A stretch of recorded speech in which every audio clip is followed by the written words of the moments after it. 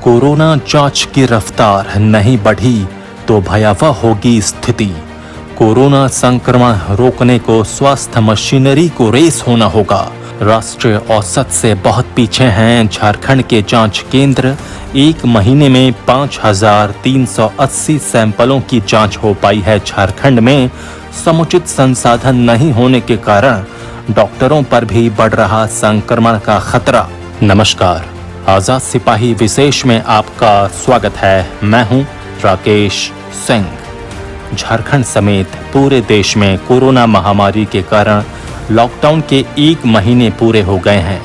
इस खतरनाक बीमारी से सरकार का पूरा तंत्र और समाज का हर वर्ग पूरी ताकत से लड़ रहा है।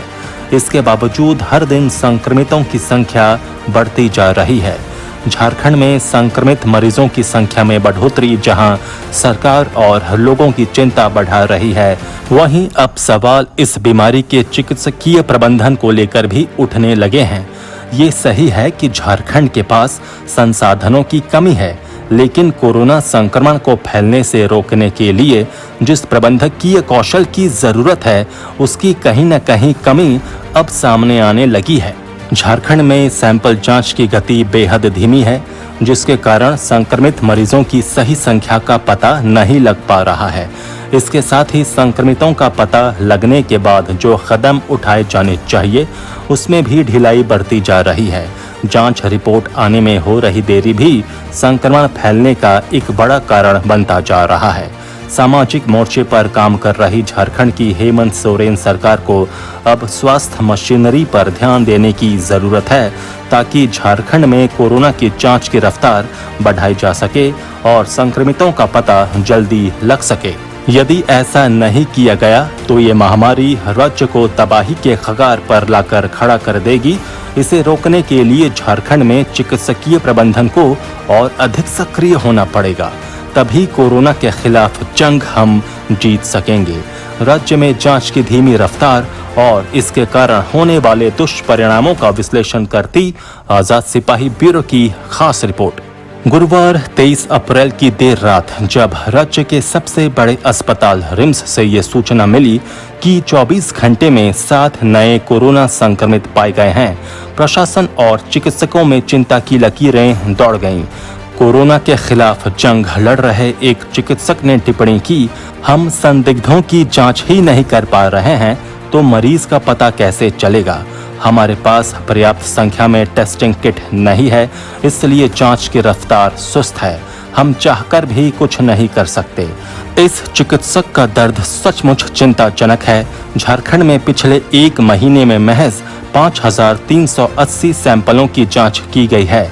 इसका मतलब है कि राज्य के 4 कोरोना जांच केंद्रों में हर दिन औसतन 200 से भी कम सैंपलों की जांच हो रही है, यानी एक केंद्र में 50 से भी कम।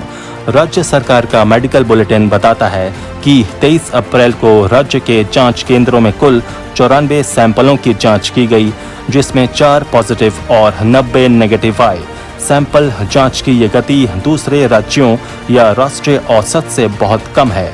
महाराष्ट्र के एक जांच केंद्र में औसतन हर दिन 250 सैंपलों की जांच होती है, जबकि दिल्ली में यह संख्या 310 है।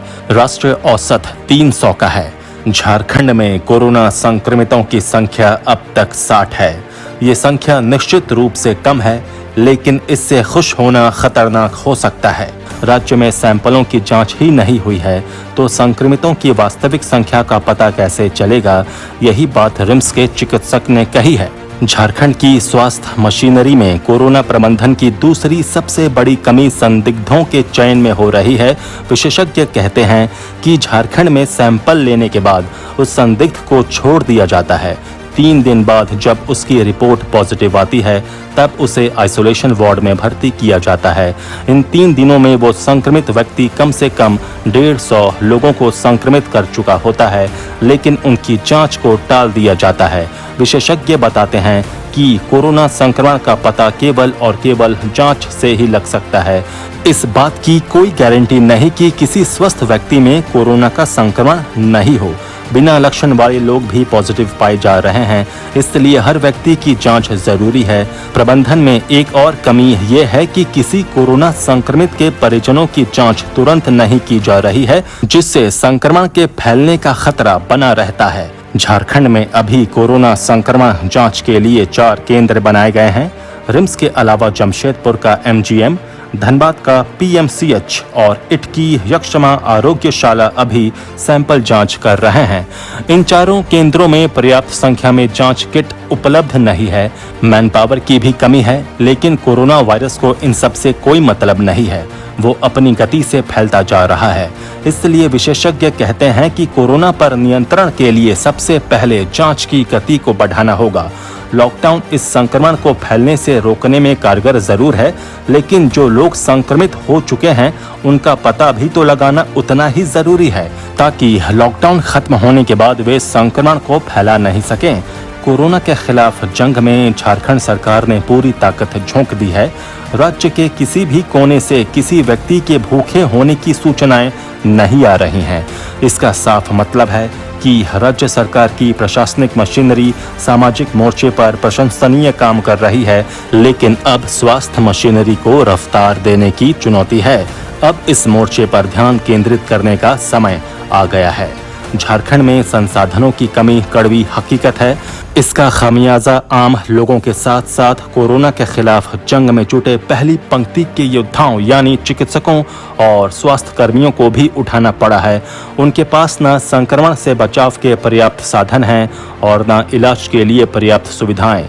इससे चिकित्सकों और स्वास्थ्य कर्मियों में संक्रमण का खतरा सबसे अधिक है, क्योंकि वे लगातार संक्रमितों के संपर्क में रहते हैं। संसाधन जुटाने की जिम्मेदारी सरकार की है और वो इसमें लगी भी हुई है। यदि पर्याप्त संख्या में जांच किट नहीं है तो इसका रास्ता भी तलाशना होगा। राज्य सरकार ने इसके लिए केंद्र सरकार को अनुरोध भी किया है। अब केंद्र सरकार को भी झारखंड जैसे छोटे राज्यों पर ध्यान देना होगा, क्योंकि लॉकडाउन खत्म होने के साथ कोरोना का संक्रमण फैलने का खतरा अभी मंडराता रहेगा। इसलिए एक तरफ जहां झारखंड की स्वास्थ्य मशीनरी को सक्रिय होने की जरूरत है, वहीं सरकार को भी इस दिशा में काम करने और संसाधन जुटाने की चुनौती है। तभी झारखंड को इस खतरनाक बीमारी से बचाया जा सकता है। आजाद सिपाही में अभी इतना ही। खबरों की और भी अधिक जानकारी के लिए आप पढ़ते रहिए अपना लोकप्रिय दैनिक अखबार आजाद सिपाही। आप हमारे इस YouTube चैनल को जरूर सब्सक्राइब करें। अगर आप ये वीडियो Facebook पेज पर देख रहे हों तो आप हमारे इस Facebook पेज को जरूर लाइक करें। जुड़े रहिए आजाद सिपाही के साथ। धन्यवाद।